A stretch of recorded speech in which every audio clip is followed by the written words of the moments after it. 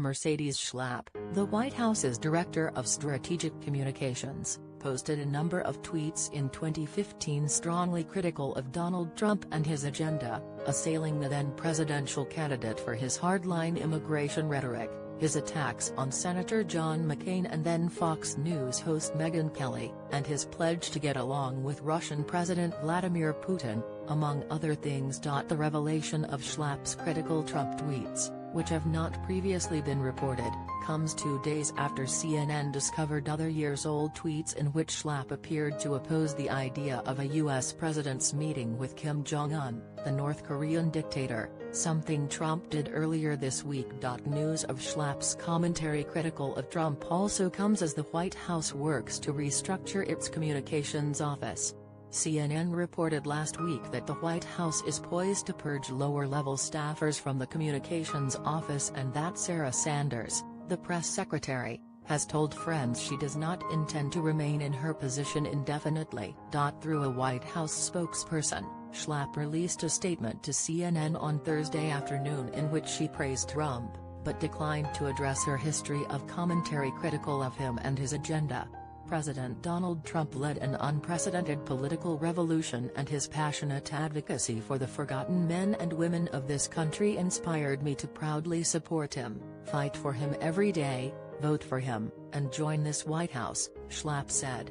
As president, his policies have forever changed my life and that of the hundreds of millions of Americans for the better. I am deeply honored to work for this president and am 100% supportive of him, his vision, his policies and his legislative agenda. Immigration. Some of the most pointed criticism Schlapp, who is of Cuban descent, directed at Trump was about the uncompromising anti-immigration platform on which he campaigned during the 2016 election. In August 2015, just 2 months after Trump ignited controversy when he launched his presidential bid saying Mexico was not sending their best and instead sending people that have lots of problems with drugs and crime, Schlapp tweeted that she was not sure how Trump will lead with Latinos in the 2016 election. Days later, Schlapp wrote, "One way to lose the Latino support is by saying that U.S. needs to deport all undocumented immigrants." #Donald Trump. Has #Donald Trump seen the latest poll numbers? Schlapp asked in another tweet. At Gallup News, 65% of Hispanics view Trump unfavorably. Time to change his rhetoric? In July 2015, Schlapp wrote a column for U.S. News & World Report in which she said Trump needs to apologize and take back his remarks about Mexicans, for the good of his own campaign and the GOP.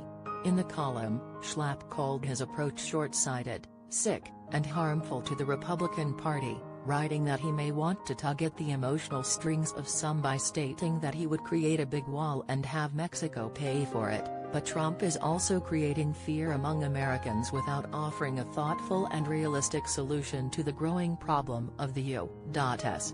immigration system. In September 2015, Schlapp tweeted it was not financially practical to deport all of illegals. In November 2015, she derided the GOP for sick immigration talk.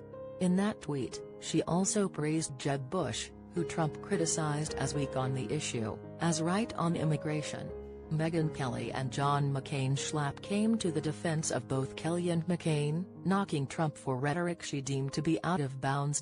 When Kelly, the former Fox News host who made headlines in August 2015 for pressing the real estate mogul on his treatment of women during the first Republican primary debate, drew Trump's ire, Schlapp rushed to provide her support. Schlapp tweeted that Trump should not go after Kelly, after Trump told the then Fox News host during the August debate that he had been very nice to her, but could probably maybe not be, based on the way you have treated me.